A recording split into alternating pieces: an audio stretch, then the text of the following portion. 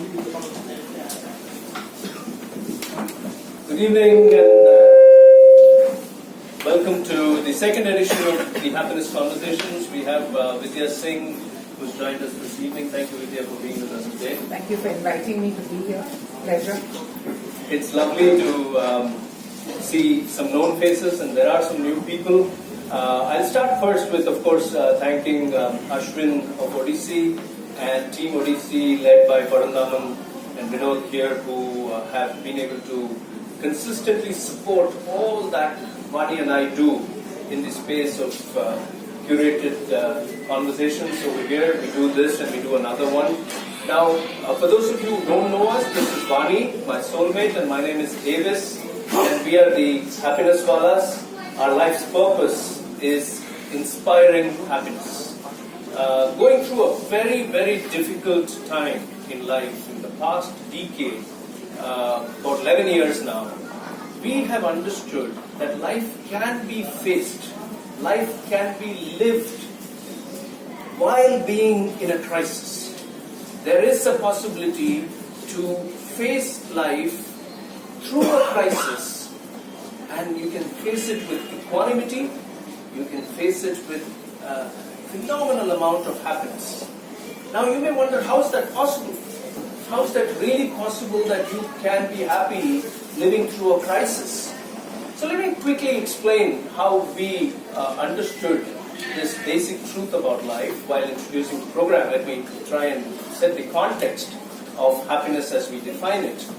So to us both, happiness is first of all learning the art of being non-worrying. You see, problems fall under two categories in life. A problem that you can solve and a problem that you can't solve.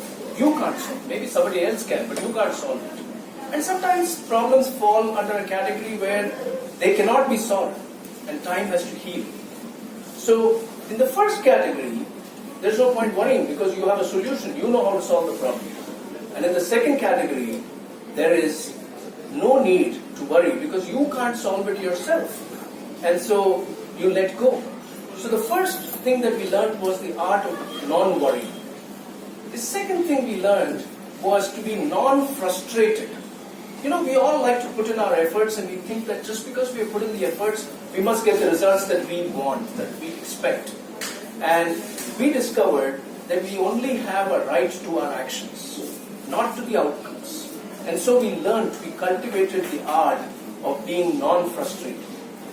The third thing we learned was not to be suffering, which is to be non-suffering. Now when do we suffer? When there is pain, we suffer. But actually, the pain was never in our hand. Pain was inflicted on us by someone, by life, by a context, by a situation. Our suffering, however, is our own invention. Why? Because we ask the question, why? Why is the pain there in the first place? Why did this person do this to me? Why me? I'm good, I'm ethical, I'm hardworking, I'm truthful. And why is this happening to me? So when you ask that, the pain doesn't disappear. But because the pain continues to stay there, you suffer. And so we learned to drop that question, why? We stopped asking, why me? And we learned to be non-suffering. Now think about it. When you are non-worrying, non-frustrated, and non-suffering, you can only be happy. That is the true state of happiness that we discovered. So going through a decade-long bankruptcy, which means for the longest time in the past 11 years, Vaani and I have survived in this city without work and without money. When I say without money, I mean penniless at some points in this past decade.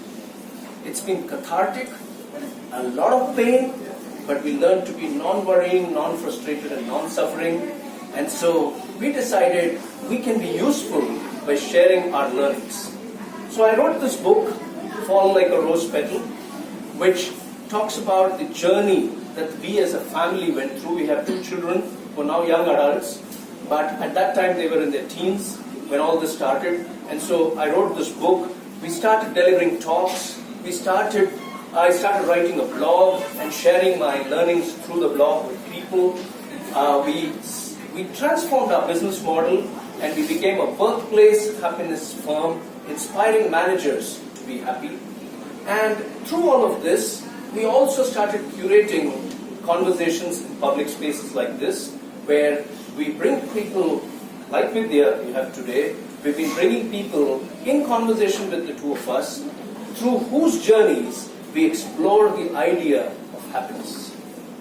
You know, I'm reminded of this movie that we saw recently. To me, it's a forgettable Rajnikant movie. It might upset some hardcore Rajnikant fans. I'm not a fan of Rajnikant, the actor, but I'm a great fan of Rajnikant, the man. And in the whole movie, Peter, the one line that appealed to me the most and will stay in my memory till I die is "Kadandu poradudha vazhkai."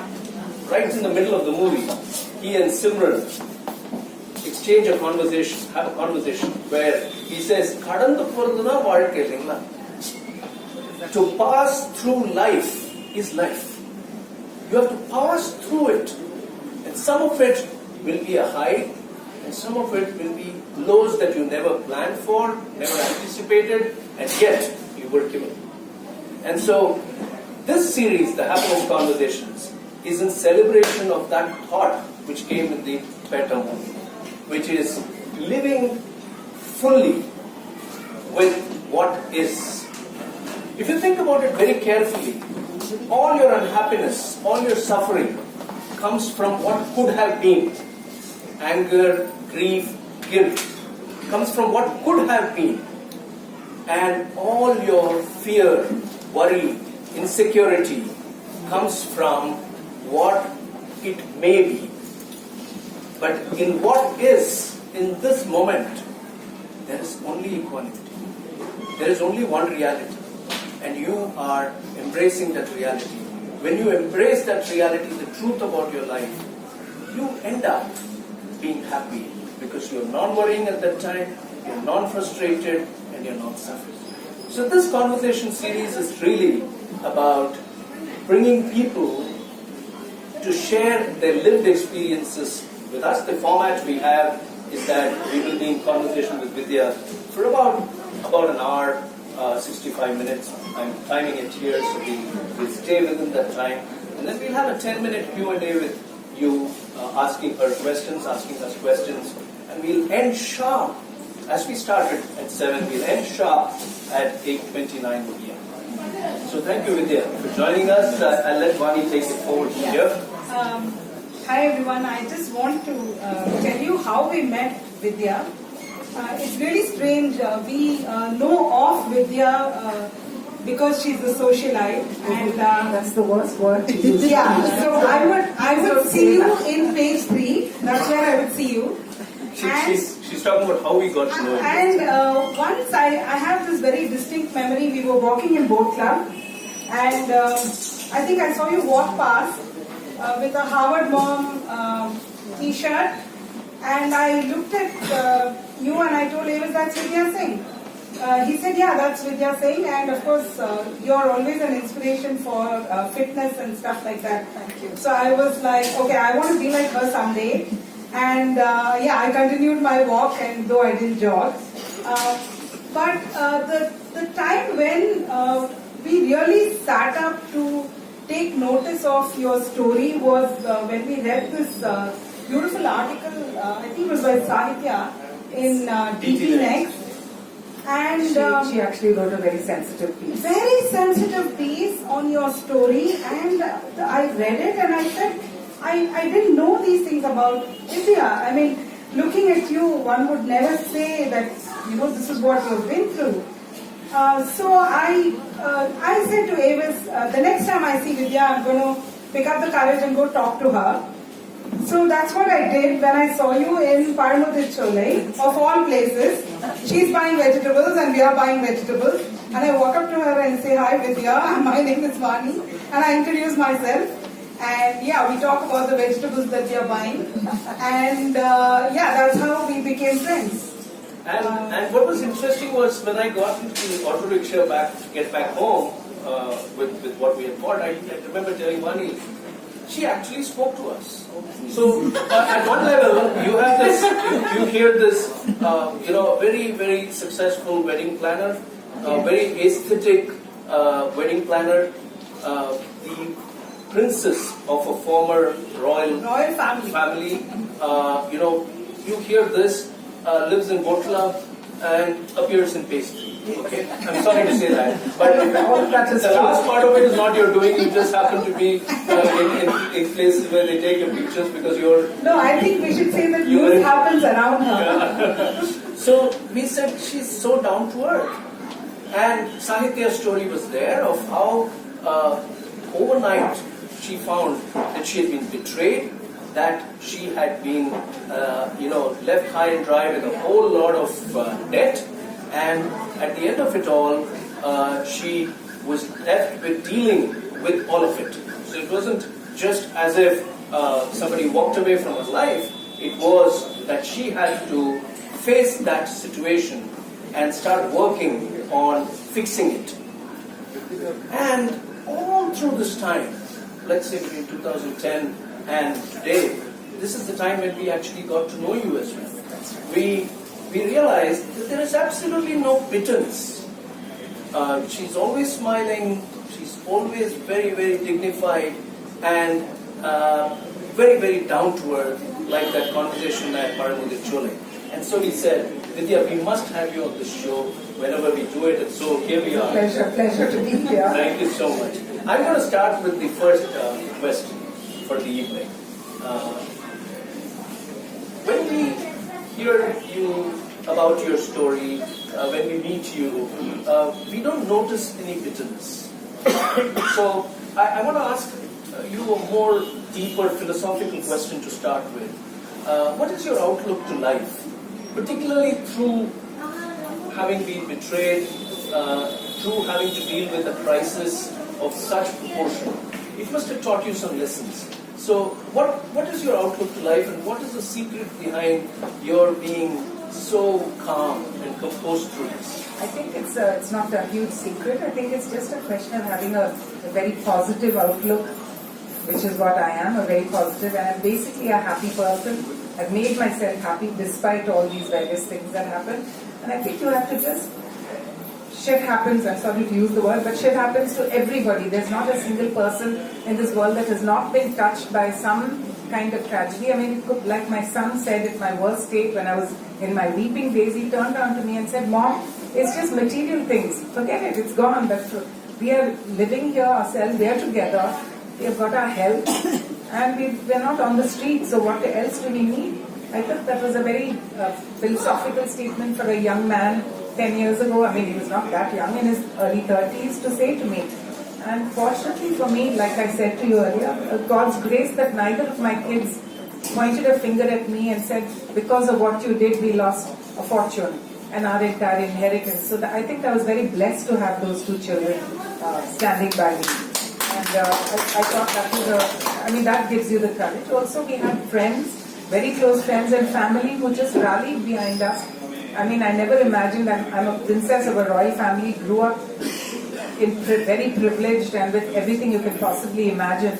I never imagined there'd be a day in my life when I wouldn't have a home. And it was extraordinary. I mean, you've been through it yourself. And so it was, there are people who, Mrs. Preeta Reddy, who's my very dear friend, said, Vidya, I have an apartment in MRC, you just go stay there. I don't want you to worry about anything. Someone lent you, my mother lent me a car. So we just picked up the strings and carried on. And fortunately, I have the ability to settle our debts, what was on my children's head, and which was again fraud by that man. The rest of the debts, I just said, I'm sorry, I had nothing to do with it, and we just stepped back. But this itself was a good 8 crores of rupees, which for me as just a very ordinary person, I certainly didn't have that kind of money. We had to sell properties, but I think we got on with life, so I think that was the most important thing. We got along with life. I think that's a very, very important point there to take away. And the outlook comes from that. From that, and like my son said, we don't have to deal with health issues. I think that's far worse if you had somebody who died, a very close person who died, or you're in an accident, you lose I have a very dear friend whose son was in a terrible car accident, and cannot walk. It's been 20 years and the poor child, same age as my son, is in a wheelchair. So actually speaking, we're pretty blessed with life itself, I think. So I think that's the way to look at things. Overall positive outlook to life. Absolutely. A sense of counting your blessings, Yes. looking at the more harmonious side of it, the more abundant side of it. And I think those of you who are regulars here will love this line from Rumi, who's my favorite poet, who says that take sips of the pure wine being poured. Take sips of the pure wine being poured. Don't mind that you've been given a dirty cup. The pure wine here is life. It's the abundance, it's the friends, it's the family, it's the good health. That's the pure wine being poured. The act of betrayal, the act of bankruptcy, the state of bankruptcy, that's the dirty cup. In somebody else's case, it can be cancer, it can be the death of a dear one. So we sometimes look at the cup and complain. And I think the beauty of life is the moment you turn your complaining mind into a non-complaining one. If you teach your mind not to complain, you will be happy. And that's the state that she's talking about. That's a fantastic I think outlook. that is one thing. And the second thing I think is to have at that time or in your life a sense of discipline with the way you live your life. I think I'm a person, I don't drink, I don't smoke, I exercise every day, so it gives you certain regimented paths to do. You have to get up in the morning, you have to go to exercise, you have to work, and I suddenly realized if I don't work, I can't eat or live. I needed to work. I never imagined there'd be a day in my life when I actually have to work for a living. Actually never imagined that would come, but I'm glad for it. I run a very, very successful wedding planning business, which we started a few years before this disaster came up. So question for you, Vidya, is, I'm sure, you had absolutely no inkling that this was happening, right? That's not quite true. This fellow was married to me, but through the years he was always a bit shady. Used to be cheating other people all the time. And as far as my properties were concerned, people would say, how stupid could you have been? That is true, I was stupid. I think we are brought up very naive and very sheltered, so you trust people. You don't expect your own husband to crook you. That's the last thing. He may be a crook and may crook other people. I'm sure other people are like that, but somehow this fellow married me only because I had properties and estates, and I think the reason he stayed so long is because I had that much for him to cheat, and he couldn't do it like in a week or something. It took him that many years. So I think that's the reason. It's very. So when you saw it coming, you didn't see it coming. We didn't, like he would. There would be a property that he would say, let's sell it, and then I would say, yeah. And he would convince me that was the right thing to do. I would sign the papers maybe, and then where's the money?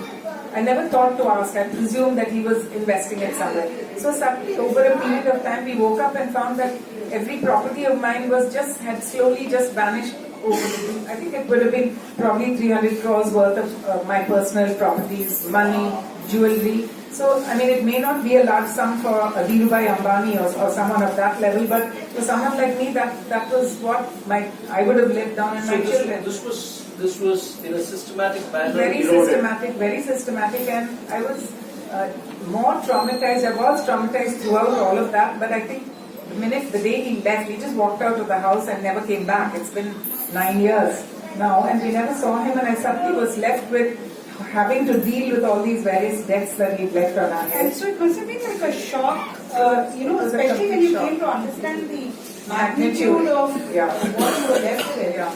And, not having been really a person who was either working or taking care of the money, the investments and things like that, all of a sudden you would have not known what hit you and what was happening. What was the magnitude? I think a learning lesson.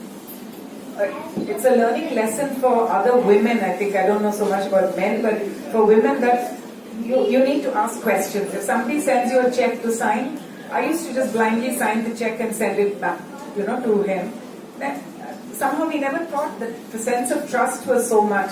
So it was just that sort of thing. I was telling them I had never looked at a bank statement in my life. I'd never really even entered the bank except to open my locker to take out jewelry. I don't think I bothered. And the first time I saw a bank statement after this fellow ran away, I thought CR was crores.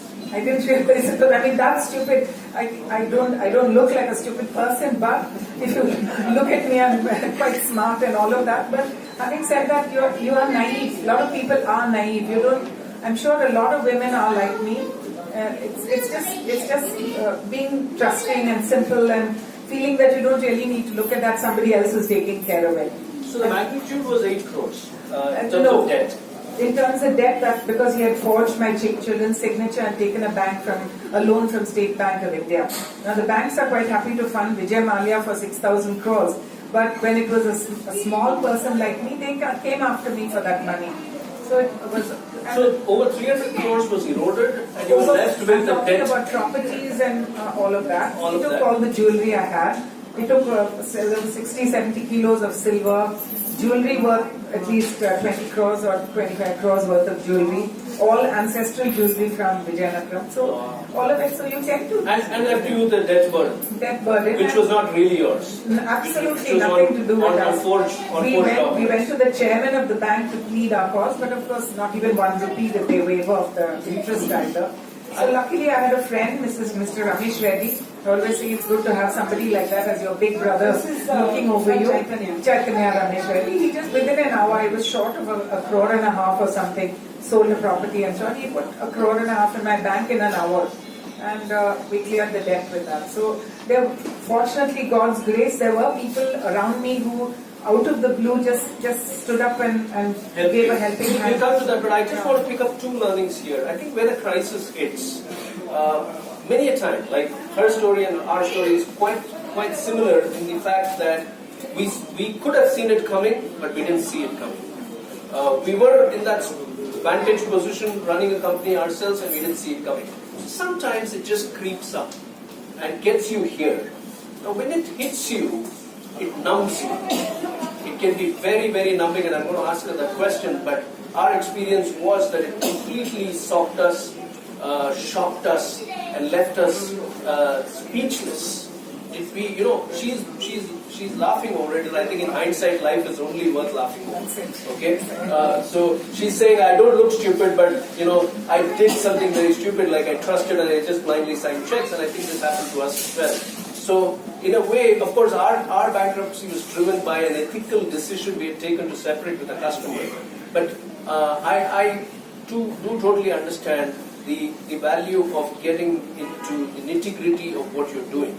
If you're not getting into that nitty-gritty, you will be surprised and shocked. I just want to come in here, Avis. Avis and I have a very favorite interview of Amitabh Bachchan that we watch often for inspiration. It's an interview that's on Avis's YouTube channel. He's talking to Veer Sangvi, and he says in that interview that all his properties were actually attached at one point in time. And so Veer asks him, how did that happen? I mean, did you not ask them? He said, we did not, because we didn't know. People said you just sign, and we didn't know that personal guarantees can actually be executed. People in the company asked us to sign, and we just signed. And we didn't realize that at the end of the day, all our properties are actually going to be attached. And that's what happened to Amitabh Bachchan too. So you're talking about this actually brought that vivid memory back to me. Because I've watched that interview so many times that it just played back. Fortunately, if you have friends who can stand by you and family, I think that goes a very long way. So, but even before friends came in, I want to go to that time when you were completely shocked. I dealt with emotions, she dealt with emotions, and I think commonly we understand that anger over our stupidity, anger over having been betrayed, grief over what you're having to deal with, which is not exactly your doing, and guilt because some of the choices you make came haunting to you. So how did you deal with that time of anger, grief and guilt? Did you feel depressed? Did you feel completely lost in life? How did you, what were you going through? I think you get distraught with what's happened because you don't expect that you'll ever be in that position. You don't expect that, at least I felt in my state where I was coming from. I never imagined that there would be a time like that, and I was completely distraught, weeping, crying. I was a complete basket case and a total mess. And I'd be weeping on people's shoulders, complete random strangers. I would be telling them my life story. So fortunately, I had friends who said... How did it flip? How did it flip? I think it was just literally overnight, suddenly realizing I'm left alone with all of this and I've lost everything. So I think that was a huge, something hitting you on your head with that. And I certainly went through an emotional, complete breakdown, meltdown. I was telling you, one day I was at one of the Nilgiris or something, and I was not sleeping at night, having anxiety attacks, panic attacks, racing heartbeat every time, thought of something. And I was in Nilgiris, and suddenly the whole store seemed like it was closing in on me. Sounds were becoming very loud, and I just dropped the basket, got into my car and went back home. And then I was going up in the apartment lift where I was staying in MRC, and I saw these two little children. And I just, for momentarily, I imagined these were the two little children of the girlfriend this fellow ran off with. And I wanted to beat up those children. It was such an intense feeling. So I went upstairs to my flat and I called my friend Mariam, Enram's wife, Mariam. And I said, Mariam, please help me. Something's happened. I've gone crazy. You have to help me. Within 5-10 minutes, she was in my apartment. She took me to Vijayanagaram, put me there in front of Vijay and sat outside for that first 1 hour. After that, I went to Vijay for about 6 months, I think, with medication and, so many things that he, calming influence that he was. It's not like he's giving you some great jnana to immediately solve your problems, but I think it's that listening, and also the medication certainly helped because it puts you, antidepressants, and it puts you in a calmer place. There's something that makes you sleep at night so you don't have to wake up wired up and spend the whole night thinking about these things. So I think all of these, it took about 6 months, and every day Mariam shouting at me, stop it now, stop crying, there's nothing you can do about it, deal with life. My mother, I would call her every morning and cry, and she said, what's the point in crying? It's over. You did it to yourself. There's nobody else you can blame. Forget it. Just let's look forward. What do you do? What can you do? And Mariam told me one day, Vidya, okay, you've lost so much, but you're still only an impoverished ex-royal. You're not on the street. So people like this who are just telling you practical, sensible things to put you on track. So I think the look at the courage here to come out and say that yes, I dealt with depression. I dealt with a serious situation where I didn't know what I was doing. And the role of the friend. Now we often look for messages, we look for signs, and they come through other people to us. She heeded the sign. Many of us don't heed it sometimes. So that's the second thing that I see in the story. Mariam Ram's role, her mother's role, these are all messengers. They're giving a message that pick up your life, deal with it, face it. And I think the joy of the beauty of life lies in the joy of the adventure. If you knew everything, it won't be fun. So when you're pushed to a corner, then the choices you make your adventure very special, and that's what she did.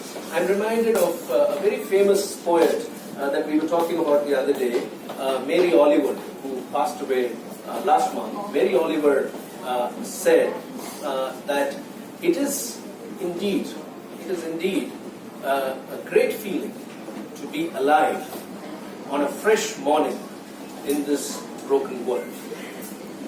So beautiful. It is a great feeling to just be alive on a fresh morning in this broken world. So you can't fix the world. The morning is there. Fix yourself. And we'll celebrate the sunrise, life. I think. Look at the sunrise. Also, I think that if you have children who are good kids, like my daughter one day turned around and told me, Mom, you didn't stand a chance. This fellow was such a crook that you actually didn't stand a chance. And she was also, it was such a comforting thing to hear that from her, that it's not entirely my fault. Although I did it, I did everything, but it was not, the blame is not entirely on me. So that was a very comforting thing that she did say. And she said, Mom, at the end of the day, we're not living on the street. We still have our homes in Boat Club Road. We've got this, that and the other. There's so much more that we still have. We couldn't take all of it, fortunately. So, another 6 months, I might have been on the street with a begging bowl, but till then, luckily we saved ourselves and got on with life. And I think my kids have been my complete backbone and strength, and fortunately both of them have settled well. And I'm not saying they're married, they're both unmarried, but they settled marriage well. Is no sign of being settled. No sign of being settled. It could be a disastrous marriage too. But they're both extremely happy children doing things that they love doing. One is being happy is a sign of being settled. Yes, being happy is more than enough. He's a cinematographer, and my daughter started a little travel company called Girl with a Backpack, and she's taking tours to South America. Both of them are brisk gadgets. How fun is that? So that's really, I think, a lot of positives came out of this. I think it made us very tight as a family, the three of us. In fact, for my 60th birthday, my children said, Mom, no birthday party for you, let's take you on a holiday. So they took me off to Tuscany, and we went on a bicycling holiday for 10 days, up and down those hills.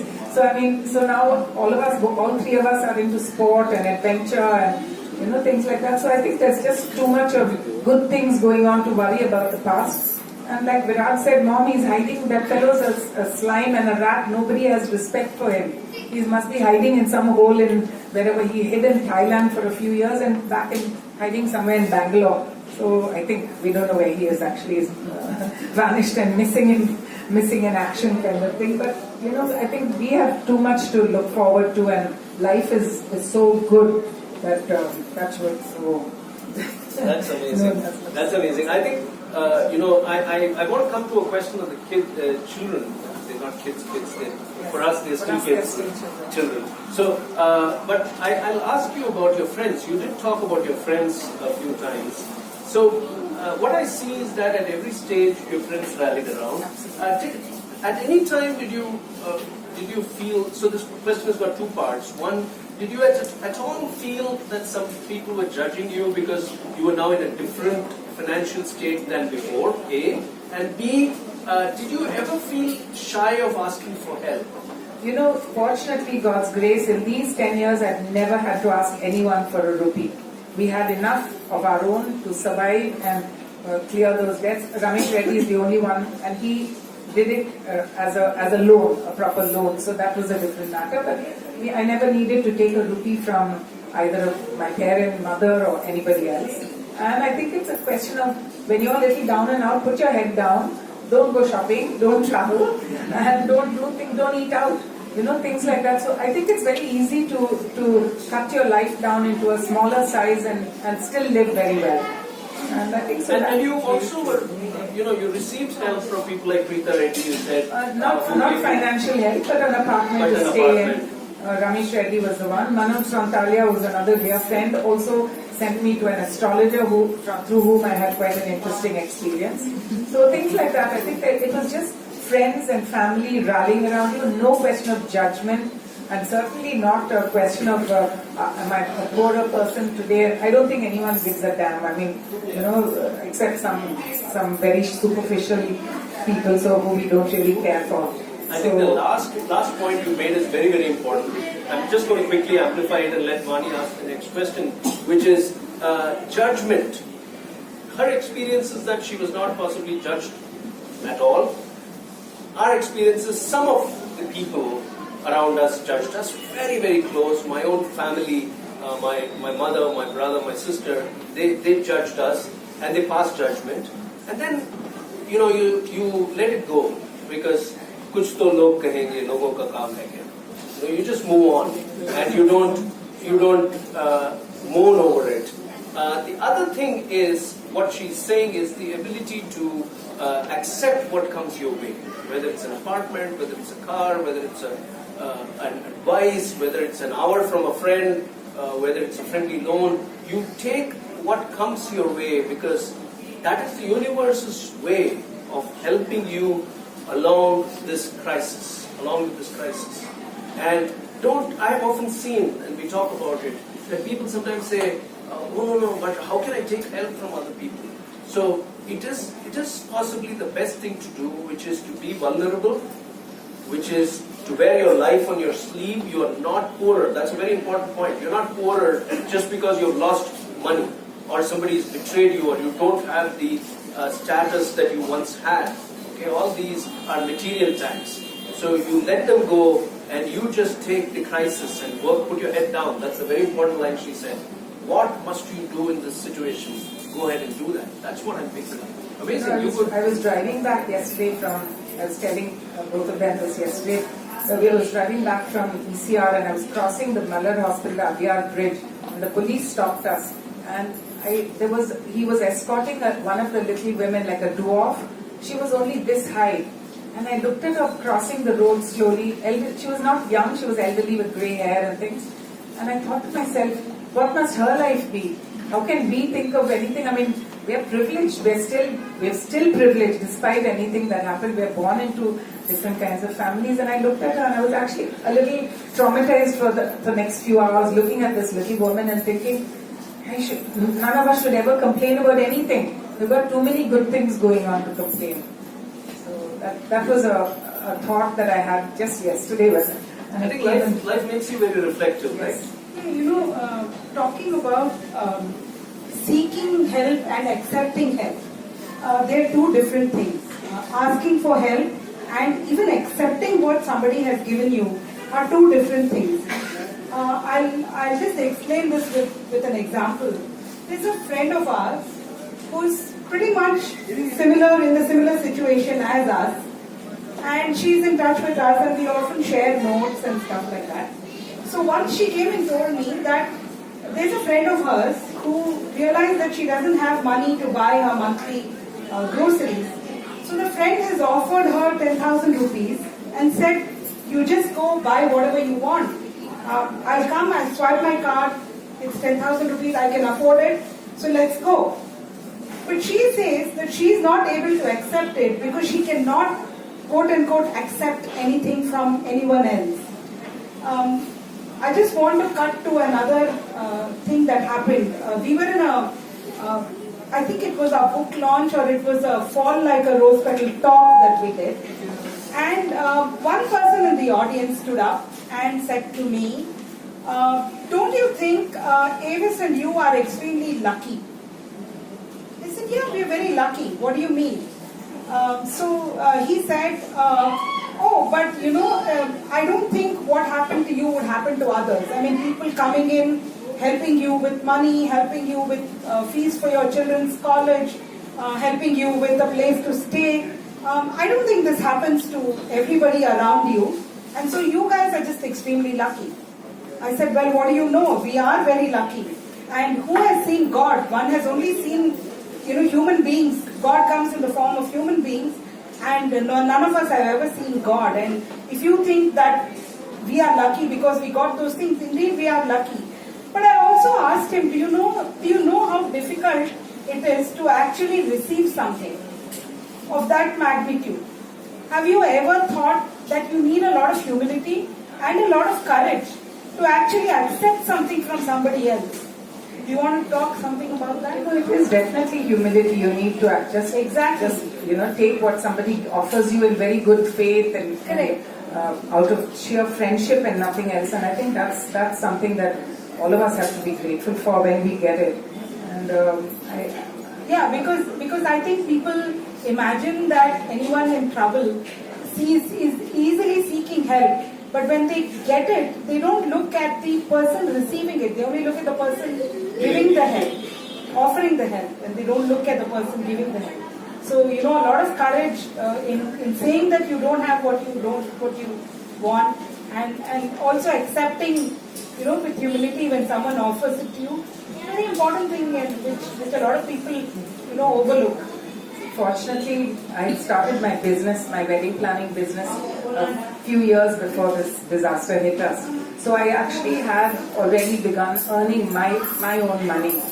For the 3 years that he was there, before he ran away, he took that too. Every month he would come and say, please give me some money, I have to pay some expense, some this, some that. Never got it back in several lakhs, I would say, lots, many lakhs. And towards the end, my business partner, Rekha, she's Mr. Enram's niece actually, and she stopped giving me money. My share of whatever the money was, she would hold it with her and say, I'm not going to give it to you because if I give it to you, that fellow's going to take it. So, people like that, I would never have thought of it. And there was no question of taking offense if she said that, because that's the most practical thing for her to have done. So it was help, even things like, small things like that. So, where money is bottom line is you have to have that humility and that sense of acceptance that yes, I have a problem, yes, I need a solution, and somebody is willing to come in and do it in the most appropriate manner, in the most timely manner, and with absolutely no strings attached. Many of the help that she received in her life, many of it that we received, and many of it that you continue to receive, all of it comes without any strings attached.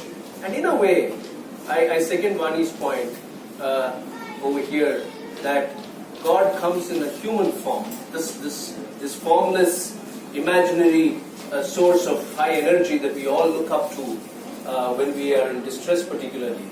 Okay, that form comes in a human form to help at the most appropriate time to give you what you need. Maybe not all that you want, but what you need. And often what you need comes to you not in the way you wanted it, but in the way life wants to present itself. So that's the beauty of also life. at your worst stage, when you're down, really down and out, and you don't never expect it to be there, I think one of the things that does happen is you lose faith. And you're like, why did God do this? Like he said, why me? Why did this happen? I'm a good person. I've never harmed anybody in my life, never cheated, never done anything. Why did this happen to me? And I had an aunt and some people who said, Vidya, this is your karma. I got so angry when they told me that. I said, I used, unfortunately on that poor lady, I used a couple of very bad words, and I said, stop that nonsense. What nonsense? Karma, I don't believe in that. I don't believe in afterlife. And I said, to hell with those stupid gods. What did they do for me? Yeah, I not that I'm a puja path kind of person, but I do go to temples. I go to Tirupati every year, and I'm fairly spiritual. I go to Swami Parmartha's classes, which I've been going for many years, always studied Bhagavad Gita, but none of that has actually helped in a situation like this. So you said, to hell with those stupid gods, and my mother used to always say, just be calm, wait, things will turn around, just don't lose faith. And I was telling them a couple of incidents happened. One incident happened where So I'll take that minute to quickly say that in the context of faith, it is again our expectation that we should not be given a life challenge. And when the challenge is thrown at us, despite our goodness, despite our integrity, then we question, is there a justice? But life never promised any justice. Life has not told you that this is the way your life will be.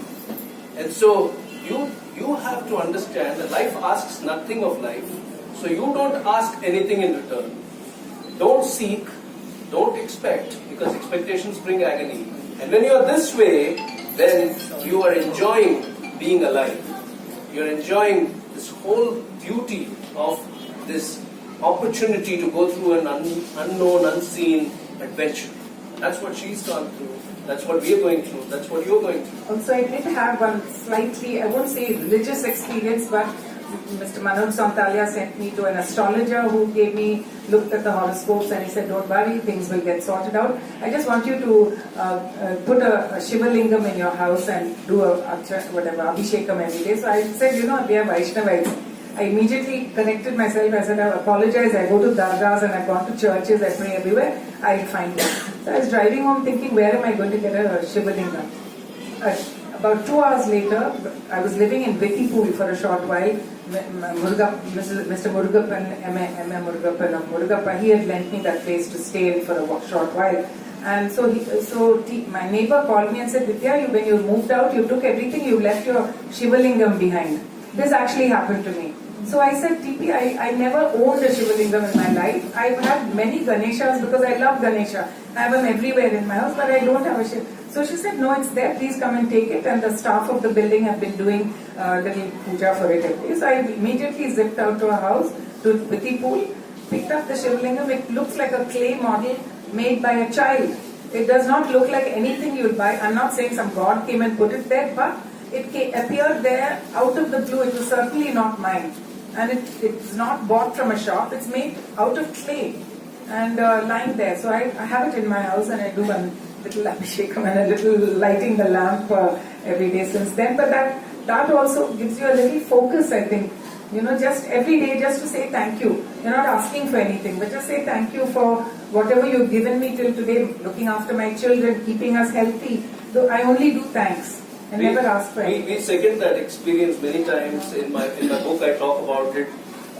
These are signs that you look for answers, and life doesn't give you answers in a straightforward manner. This is just a sign. Absolutely. And when I rang my mother, she said, Vidya, I told you to hold on to the faith. This is your sign from somebody telling you, don't worry. There is somebody up there. You'll be provided for. Whatever. There is someone looking out for you. So this is a sign from somewhere. That's right. It may have been some staff or somebody may have kept it there. Whatever. It came to me out of the blue.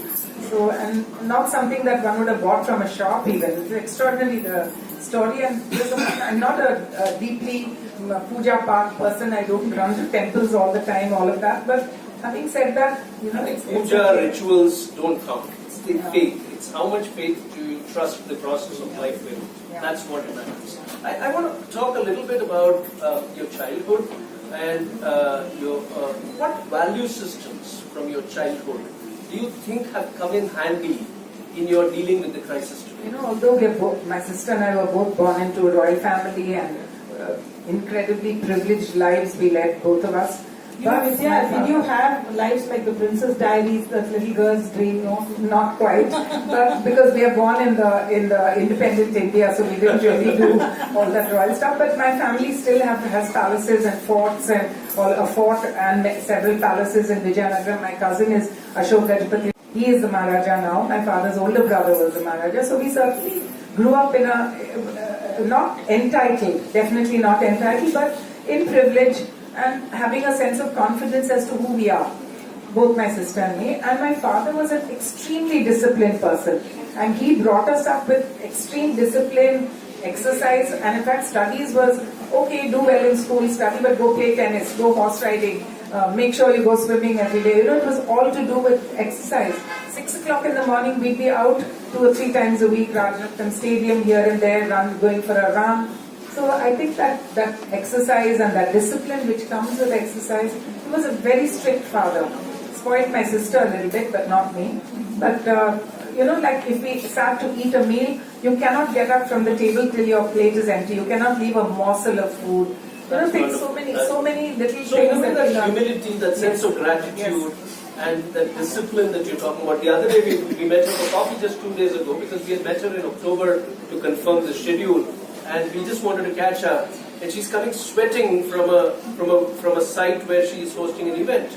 Now, as somebody who owns the business, you don't have to do it necessarily, but there she was on the ground doing it. So we both talked about the work ethic that she has. So that sense of discipline. Work ethic, and I think my passion is exercise, fitness. I'm pretty much addicted to it, and I'm enjoying what I'm doing. I'm a bicycler. So on Sunday mornings I have a group of girls, we go bicycling 40 to 60 kilometers out on ECR.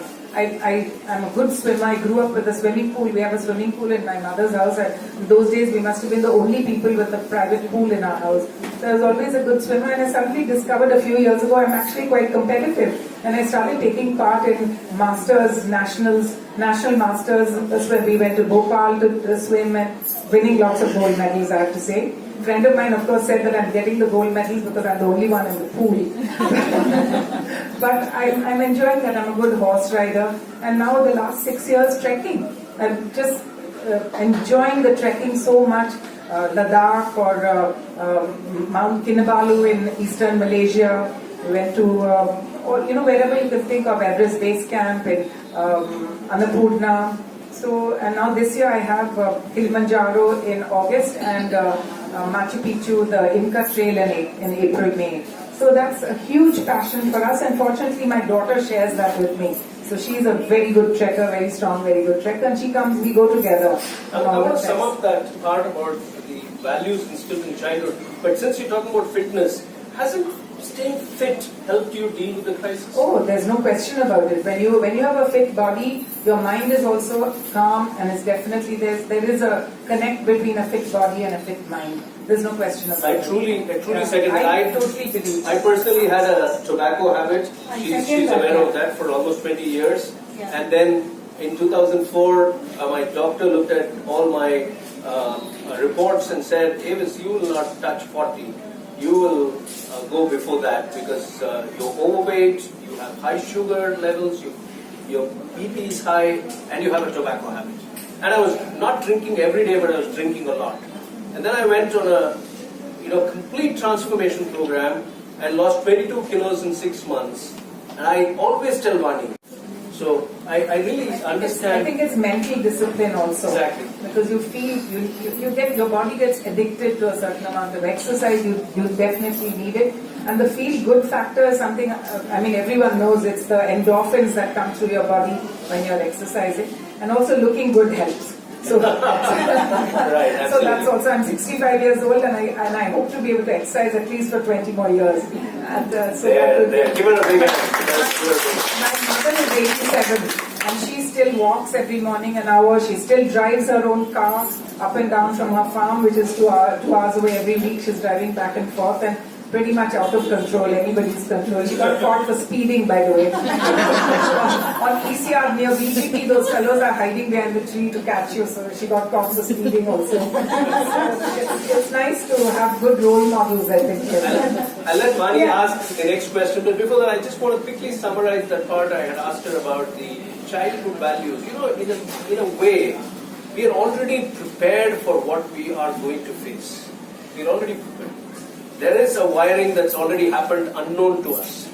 The only lesson I've learned from my dad, and fortunately things are so strained at my family because of the borrowing I did from them, that I don't get to spend as much time with my dad or talk to him. And whenever we speak, we talk about my inability and our inability to repay, and it's very, very gut-wrenching. But the one thing he taught us, and my brother and my sister, is to be truthful. And so when we came to this crisis, and the creditor to whom we owed money felt pity for us, and he said, "Sir, why don't you take a fresh ration card, a fresh PAN card, we get you another Aadhaar card, change your name, change your identity, run away from this. Northeast le da state ku poidum sir. Ungle yaru third mudiyadhu." And I remember telling him, "Thank you so much, but no thanks. We went bankrupt here, we'll face the situation here, we will stay and look at the problem in the eye, we're not running away." I think that comes from the values. Today, unfortunately, the same family calls things that we've cheated them, but that's part of life's play, and we have to learn to go with it. But I do understand when she says that her discipline that her father taught her, the humility, don't leave a morsel of food on the plate, humility, these things, the gratitude, the sense of gratitude, not entitled, but still a comfortable life. Not entitled, and I think my sister and I grew up imagining our lives will be just like that. I had a lot of marriage proposals when I was growing up, and my father, because we are Rajputs, my father wanted someone from a Rajput family, so that's where we were looking, and it was quite amusing. I was telling someone the other day, we were sitting in a group and chatting, and I said, all my life, I wanted to marry a Maharaja and have a title of a Maharani, and I wanted my own fort and palace. So there was deathly silence for nobody knew what to say. So then very quietly one voice said, all my life I wanted a 2 BHK. So that's you can see the humor in that. This is so true about your childhood values being ingrained in you and how they show up at the right time when you need them in life. I was telling Ram the other day, my mother used to say this, she was a Montessori teacher. And she would say that whatever you want to teach your child, teach it from the time they are born till the age of 5. Because whatever they have to learn for life, they learn in that age group. So give your child your all before they turn 5. Because that's good. Whatever you give them is going to stay with them lifelong. And, I think I kind of imbibed a lot of what she said and implemented that with my own children. So I want to ask you about your children. You mentioned that both Viraj and your daughter are really, not just understanding, they support you, so when things went wrong, how did you, break it to the children? Did you talk to them? Did you have conversations? I think there was we knew what was going on and we were helpless. Didn't know how to stop it. We didn't know how to, I should have thrown him out a long, long time ago. I could have saved myself a lot of properties but like my son said, it's all material things.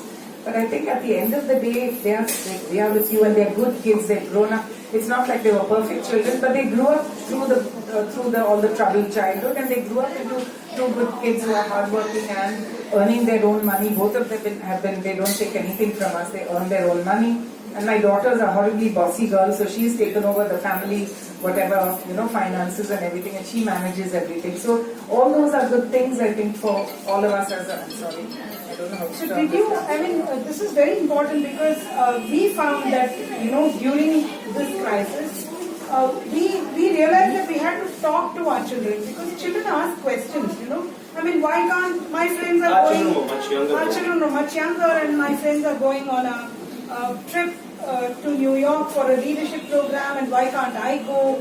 And my friends are buying so and so brand, and why can't I buy those shoes? And they ask you those kind of questions. So fortunately, both my children are very grounded. They're not into the name brands. They're not into any of those things. In fact, my son doesn't even have a car. They both live in Bombay.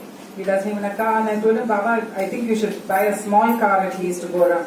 So he said, Mom, I don't need. He's a motorbiker. So he has several motorbikes. So he said, I don't date actresses or girlfriend or models. They can come on the bike with me. So very simple answer. He's very grounded and and he has a wonderful little girlfriend who's one of the finest stage actresses in India, a girl called Yuki. And I told him, don't ever lose this girl because she goes everywhere on the motorbike with him. She went to Ladakh, she went biking in Scotland. They just went to Gujarat for 10 days on a motorbike. It's horrifyingly scary, but that's what they do. So this is interesting that both Vaani's journey, which is actually our journey, and her conversations with her children, and her children giving her strength, comes from a phenomenal amount of honesty in a family context, and I cannot say less about it. It's extremely important to have honest conversations. I remember once when I was going to be arrested for a complaint that had been filed against me, and a warrant was being served on me. I had to bring the children up to speed. My son was in Denver at that time, and our daughter was here. And it was a very difficult conversation to tell them what an FIR was, what an arrest means, and there is no money to file for a bail application. So if I'm gone, Mom is going to lead this, and we've got to deal with this however long it takes. And at the end of it, it was I who broke down, not my two children. And that gave me strength that we were dealing with people that had the ability, the resilience to stay true. So you must be incredibly proud as a mom to... I'm very proud of them. Viraj has just done a wonderful series with Shruti Harihara, the Harmony with Rahman series. He's a cinematographer. He's a cinematographer. He's done some streaming on Amazon Prime. So yeah, it's a very good series. And she's quit her. She worked for 15 years with corporate jobs, and a year and a half ago said, that's it, I'm going to go find myself. I'm like, baby, where are you going? I'm going to South America. I'm like, you can't go that far away. I think I'll come with you. So she's like, Mom, people don't take their mothers when they're trying to find themselves. So come with me. So she just pushed off for 7 months to South America by herself with a backpack. It was so terrifying. I gave up iced coffee for 6 months. Took a month and bring her back safe. Give up iced coffee. But having said that, I'm incredibly proud of what they have achieved and how they've dealt with. It was like going down to the depths for us. I'm not saying we were ever on the street or we were so poor that we didn't have money. None of that. We were still able to manage everything else, and clear some of the debts and things. But having said that, I think these two children were definitely a rock behind me. Totally like two rocks. And I'd like to just qualify that part. I think we've been through absolute penury, and we understand that. But you don't have to be penniless to understand the value of loss. Loss by itself, pain by itself is unique. The context keeps changing, but on the vedana irukku parunga, adi ellariyum touch pannum. And and it is beyond class, beyond strata of society, and it has to be dealt with. And such is the... Also, I think in most of our lives, adult life, from when you're about 17 or 18, I think most of us come to crossroads 2 or 3 times in your life. Not all the time, but certain crossroads where you have to make a choice. do I go this way or do I go this way? And what you choose sometimes is the wrong decision. And then you think to yourself, is there really some karma? Is this destiny that you made this choice and not that? My life could have been so much more different if I had, for instance, married somebody else or not chosen to go with this fellow. So many things. So again, those choices I don't think are entirely left to your, it's not such a free choice. It's a bit confused in my I think it's a combination of both. Yeah. You take a choice, you make a choice. Like I'm often asked, did you, she's often asked, did you guys not talk about it before walking out of a company which was paying you 60% of your revenues, on the ground of ethics? Did you not talk among yourselves? Of course we spoke among ourselves. Of course we made some calculations. But everything blew up in our face and we're still dealing with it for 11 years now. So sometimes the evidence and data available in front of you forces you to make a choice. And that's leadership. There's nothing wrong with it. And that data, that evidence, that mental tuning to make that choice is part of a larger inscrutable design. And you have nobody to blame except take responsibility for what has happened and say, come on, shit happens. I think one thing you said earlier is important. I think talking about when you're in a crisis, talking to your children if they're old enough, talking to your mother, talking to people who are around you to get advice. And I think the worst thing is to close up and think that, the problem is going to go away if you just ignore it. It does not go away. It's going to rise up and pick you at some point of time. So I think talking is very important, which is one thing I did not do during that time with my children. They were old enough. I could have told them, this is what's going on, what shall we do? As a family, we should have come together, which we did not do. And so talking always helps. It helps. I completely agree with that because this is exactly what we did. I found that conversations, even whether it was between us or with the children, has always been very helpful. So has your view on marriage itself changed now? I think I'm so happily single that I cannot imagine marrying anybody. I mean, I think marriage is going to be gone in another generation. I don't think people will need to be married. But having said that, I mean, if you have a good man and a good marriage or a good woman, I'm sure it's highly, happy, gives you a lot of happiness and things. But I think at the moment I'm so happily single, I cannot hear. Someone told me the other day, Vidya, you still look quite good. Why don't you think about it? I'm like, I'm 65 years old. Anybody in my age group will be pretty, have some terrible habits, personal habits. He might be bald, he may have a pot belly, and he may be really overweight. I want Ranveer Singh. So Deepika Padukone has to be worried. So that's I think the key operative word here is happiness. Vaani and I are celebrating 30 years of living in tomorrow. And 30 years of living in. So they can be very good married. 32 years of knowing each other. And I think we have stayed together not because we are married. I think we have stayed together because we are very honest friends. And we get along famously. And I think that's the beauty.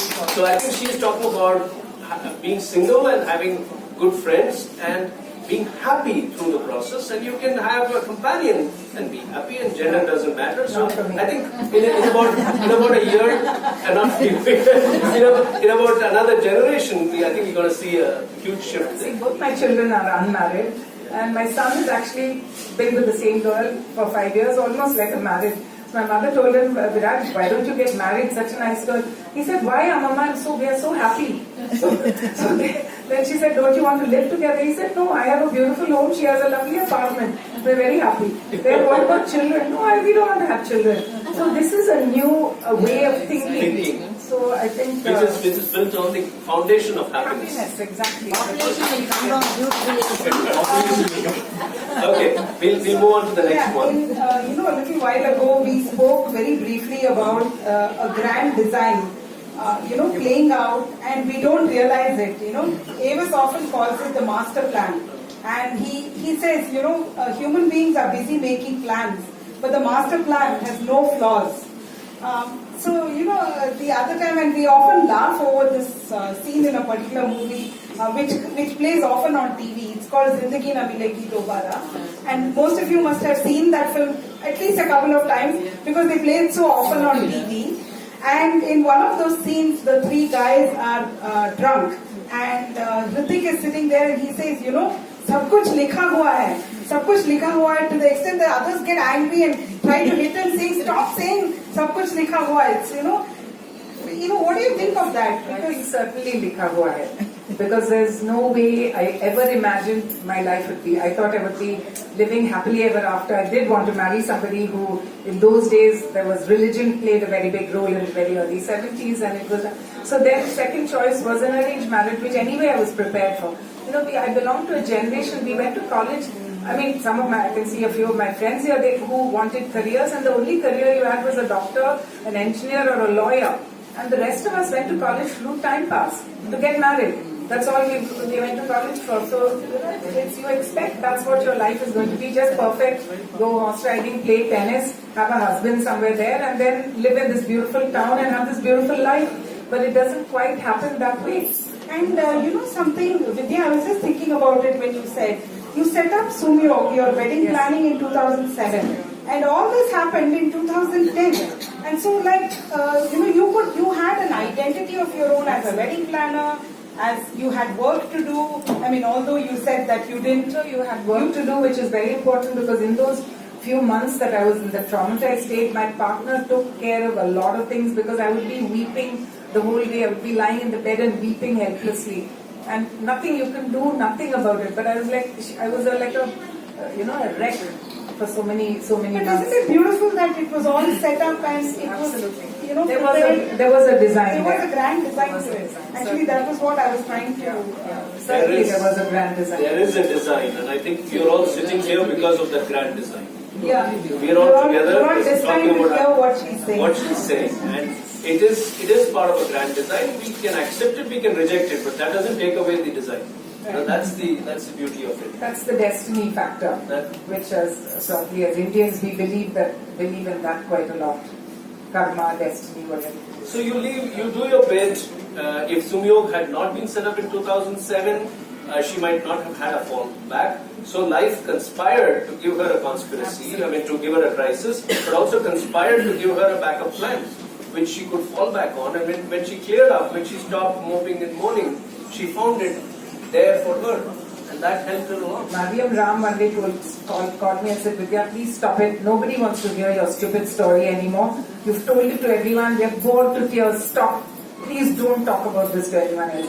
Because you needed somebody to hit you on the head and say that. Stop it. Get on with life. Be positive, and happy. That's absolutely. How has your relationship with money changed, Vidya? I think it's from inheritance to privilege to earning today to fighting for what is right today. How is your relationship changed? I think it's a huge respect for money, because I know I'm earning the money. I've bought 2 cars with my own money. Everything is my own money, what I'm earning.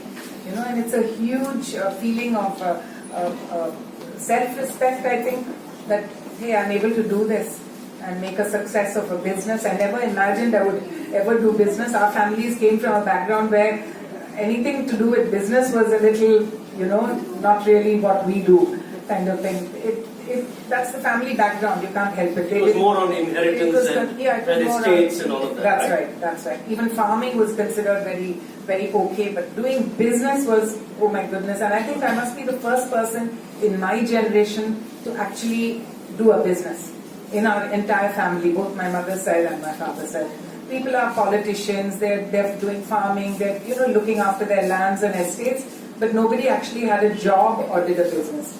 So I think our children's generation are the first ones who are all actually in the workforce and working. And I think in my generation I must be the only person with I feel so. Maybe there are 1 or 2 others, but I can't think of them offhand, but the only person who does a business. And it's a huge feeling of self-respect. Huge and success, and it gives you enormous confidence. Absolutely. Enormous confidence. Absolutely. I think what we have learned is we've learned the value of money in 2 ways. One is that it is important, and the other is that it is impermanent. We come from a middle class background, so going on to becoming a world class firm, earning that at that time top draw revenues was a very big high. But when we lost all of it, it was cathartic. So we've learned that it is important and it is impermanent. So respect it use it only when you have it, and let it go when it goes. This is what we've learned, and therefore we invest in experiences rather than things. It's shifted big time. That's true, and it doesn't make you a better person if you have 5,000 crores in your bank account. It's what you are as a person. And one of the things I told my children when they were much younger, I said, see, we come from a background where we are a royal family. We are Rajputs, they are Rajputs, Suryavamshis. All of this is something to be very proud of. But that does not define you as a person. It's how you behave and how you deal with people, with what humility you can deal with people, how people respect you. That's far more important than I'm a princess. That's just nice to be a princess. Nothing wrong with it. I'm quite happy with that. But having said that, there's so much more. And my children learn that lesson. A self-developed identity is much better, right? Than one. It adds. You don't ever lose your identity of being the daughter of a royal family, of being a princess. All of that, you don't need to lose it. But that's not you. What you present to the world. They don't care whether your grandfather was a king. It's how you are as a person and how you deal with people. And that's in Tamil, Vidya, they call money selvam, and apparently it was so because it says selvam, it says let's go. So it never stays in one place. Its nature is to flow. Well, I would have liked for it to stay. Everyone would have liked for it to stay, but its nature is to flow. I do have a lot of regrets, more than properties and estates and farmlands and everything else. I really miss my jewelry. I love jewelry. I love wearing it, and it gives me a deep trauma that I don't have it. I apologize for the stupid phone. And I went to a dinner party at Mr. M.A.M. Ramaswamy's house actually. And his daughter-in-law was at that party, and she was wearing my necklace. You have no excuse. Obviously, this fellow has given it to some pawnbroker or something, and there's nobody else in the world who has that. It's an old Vijayanagaram piece which my sister and I have the identical ones. Rose-cut diamonds. In fact, it's featured in one of the books of Usha Balakrishna. And I got so traumatized that day when I saw that. I actually left the party and went home because I couldn't bear to see her. It's not her fault, right? You can't blame her. She might have bought other things of mine also. But it was a deeply traumatic moment for me. I think that's the point that Vaani was just making. Selvo, that it is here today and it is gone tomorrow. And that's what, what is yours today will be someone else's tomorrow, and will be someone else's day after tomorrow, and such is the law of the universe. This is what the Gita says. So that's the only part of the Gita that I know, which is most relevant to me. In case you think he knows all the 18 chapters. But I think one of the things one needs to look at is also as part of your mental balance and things is to do some amount of philosophy, study a bit of philosophy. I believe in that. I'm a great devotee of, not that kind of devotee, of Swami Paramahansa, and I think he's a wonderful guru to teach you. He's not religious at all. It's totally spiritual, and he has enormous classes too. And I think that's given me a lot of, how to deal with life, how to deal with, like you said, equanimity with the ups and downs. So much that our Vedas and our Bhagavad Gita's, Upanishads, all of that teach. What is work everyone needs it. for Whatever us, religion. For us both, yes, that spiritual perspective is very, very important. What has additionally helped us both is an hour of silence that we practice, Mauna, and it's something that I deeply believe in, and it's in that Mauna that you learn the art of surrender. When you don't know what to do, you ask for a sign. The sign always comes. But it's now time, and the clock is showing me a sign that we must pause here and open up the floor for questions with you. We do have a couple of more questions, but we'll come to them later.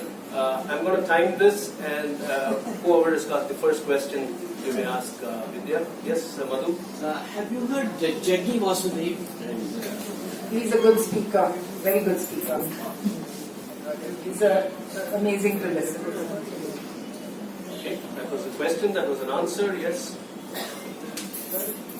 Yes? How can you be so idiotic not to take care of your jewels? I totally agree with you. If you see my jewelry, some of it were pieces. No, before your money, Sridhan, you should take care of it. It's I- very, very important. I have many Don't blame people anybody. Many You people cannot trust scolding even me. your so Okay, that was a point, and she's accepted it. I think we I should move on totally with the agree question. with you, ma'am. Totally. I'm scolded by many people. All my aunts, everybody scolded me. Oh, so it's not the first time you're hearing Not it. at all, Okay. not at all. So we've also been admonished a few times in public for situations like that. Next question, please. Do we have a question? Yes? Yes? How Okay, one second. trusting are you of your employees now? Employees, How trusting are you? I'm a very trusting person. I think I still continue to trust people. I still, like my business partner and I don't ask her any questions about the financial, but that's me. I'm not that kind of person who's going to go and look at every bit of account. I trust her. She's my business partner. She's a dear friend, and I know that she's not going to ever cheat me. And if she does, it's bad for her to have done it to me. But she's never going to do it. So I don't think I'm the kind of person who would not trust. It's very difficult to change your nature too much. You know, It's basic. basic intrinsic nature is like that. Trusting, maybe in today's world a bit stupid, but it's You okay. have to be cautious. I Yeah, we would have to say be that. a little You more should trust. cautious. You should trust, but be Pretty cautious. cautious. And I think the one minute, we have a question here. One person's behavior should not be generalized in the context of all humanity. We've been always, you know, if you look at my story and Vaani's story, my own mother calls me a cheat. Now that doesn't make all mothers bad. That doesn't make the whole world bad. You know, there's so much compassion flowing in this world, and provided, and a lot of it can come and touch you, provided you ask for help.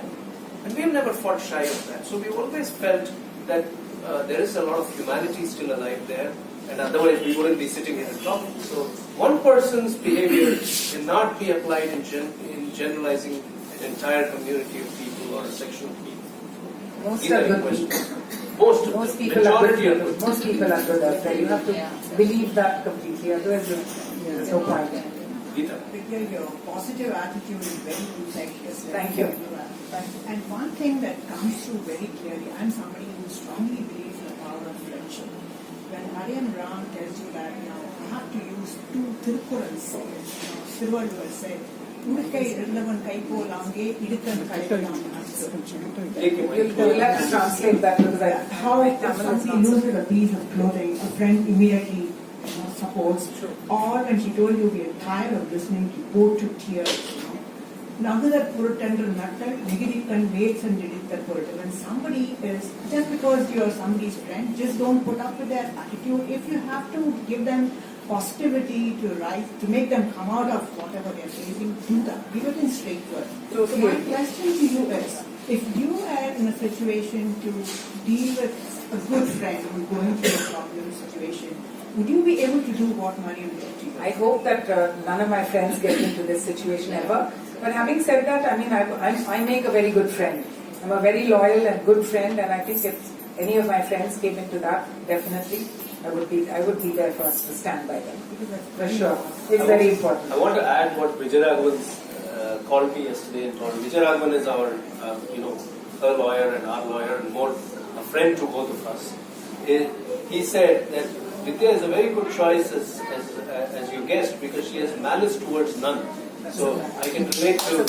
Also, in our situation in our Indian courts, it's a sense of immense frustration. I've been in the court. I go to the criminal court in Saidapet because the domestic violence case we filed against this fellow. 2011, early 2011. This is 2019. Nothing has happened so far. That fellow has not even appeared once in the court. I go every month and mark my attendance there. Nothing. There's no way. It's so hard to even get him to come and appear in the court. It's this 1 year there's been no judge in my court. So nowadays I'm like a rock star over there, be hugging all the crying girls, and because so many poor miserable women, crying, I'll be don't worry, hugging the mothers, saying don't shout, be calm, things like that.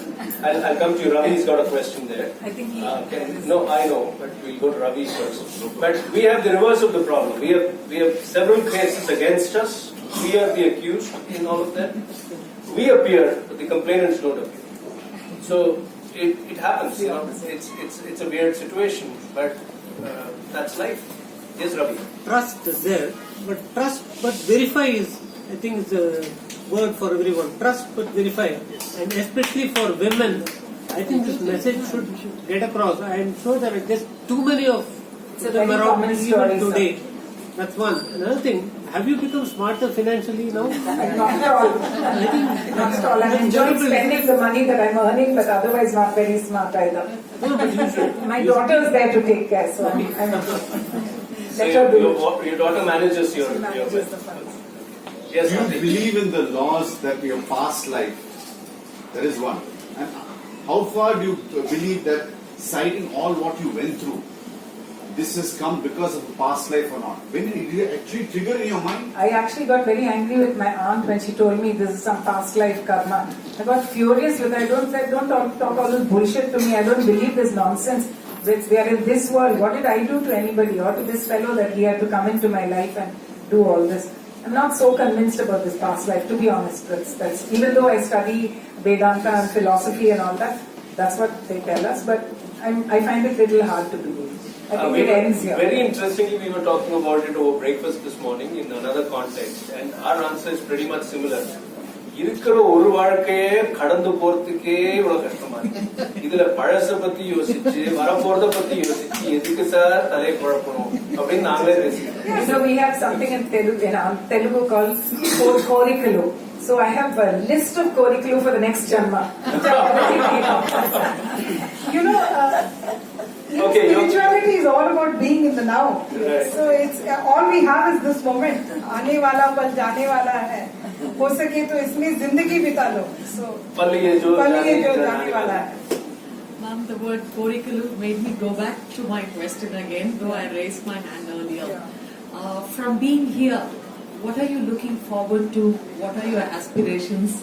For the next 20 years, I'm 65, so we're looking at up to 85. I think continuing my fitness level as much as I am now, and hoping that I'll be able to continue trekking also, at least till somewhere halfway there.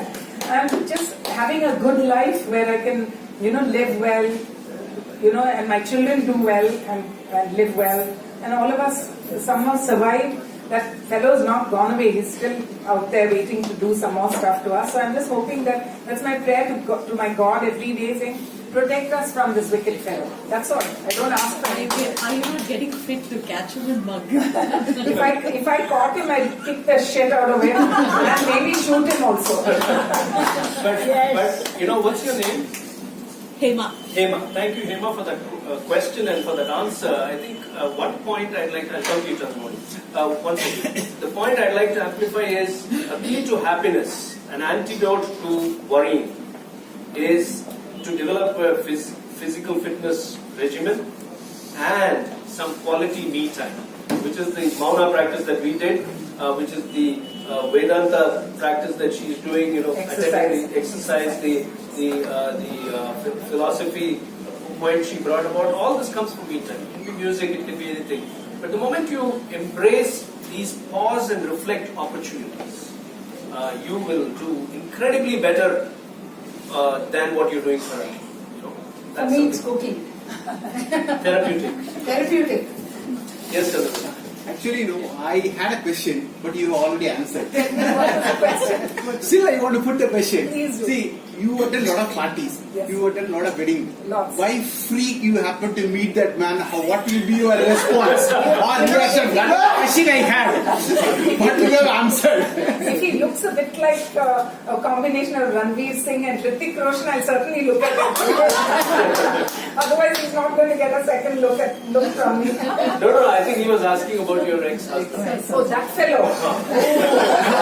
Sorry, I had a question, but the answer has already come from you. he will get it from me, and I hope my children are there. My son will beat the shit out of him. Yes. How did you tolerate him so long? Sorry? How did you tolerate him so long? Because he was like Dr. Nagaswamy told me, there are people who are social psychopaths. He was a psychopath. Towards the end, my mother was actually afraid for my life because he was so desperate to finish off my Boat Club Road property, and that was the last of the 2 properties that were left after all that went. And I think he would have been quite happy to have maybe, in the night, smother you, do anything. So actually she was really worried. So when you're dealing with a social, and if you read about a psychopath, there are people who have immense patience. Yeah. And it's a long-term planning that they do, which is what this fellow did. I read about it recently. In fact, I cut out that thing from the newspaper because every quality they said was him. They are 1% of the population. They're different from sociopaths. We'll take this offline. We're running out of time. I'm going to let Vaani do a quick. You want to add anything here? No, just that I want to say maybe we can make a Bollywood movie on your life.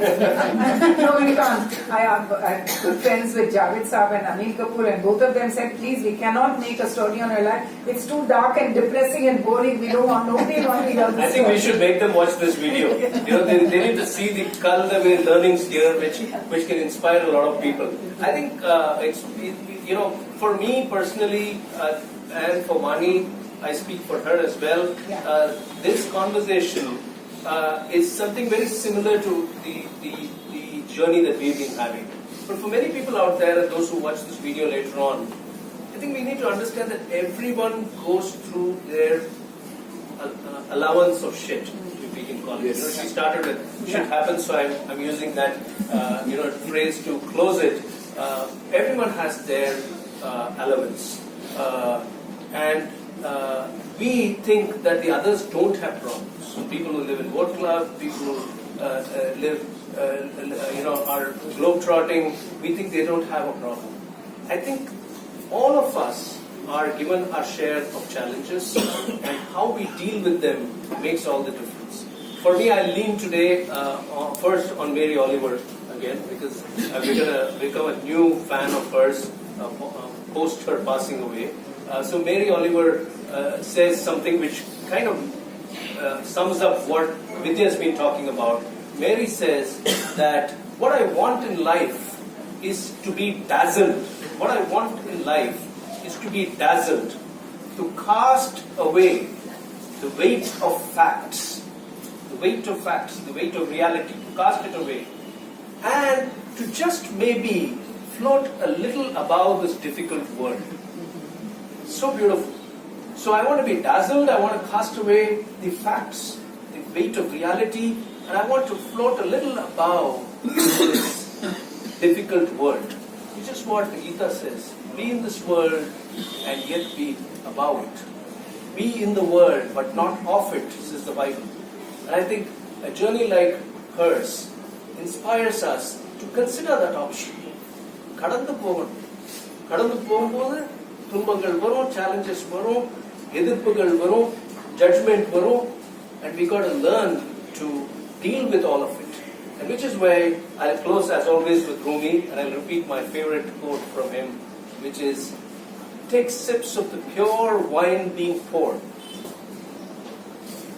Never mind that you've been given a dirty cup. Her dirty cup, our dirty cup are evidences that there is a lot of life through a crisis and after a crisis. That is where I'd like to end it. Very well said. So I want to thank Vidya for being here and sharing in a very candid manner, in a very humorous manner at times. It was a pleasure, and thank you all of you very to relaxed come and manner. listen to this story. Thank you for being here, and thank you everybody for being here. Please join us on the last Saturday of this month for the next edition of Bliss Catchers, which features Vedant Bharadwaj and Sunil Gargen, the two musicians. Then on the 9th of March, we have Uma Satyanarayanan, the dancer, and Shobha Warrior over there, the writer. Interestingly, she's with us today in the audience. Both of them, she has a fascinating story as well. Both of them will be with us for the next edition of the Happiness Conversations. It is 8:29 right now, and we will let you go and pick up your glass of wine so that you can look at it and remember Rumi, remember this conversation, but don't complain about the dirty cup. Thank you so much. Thank you.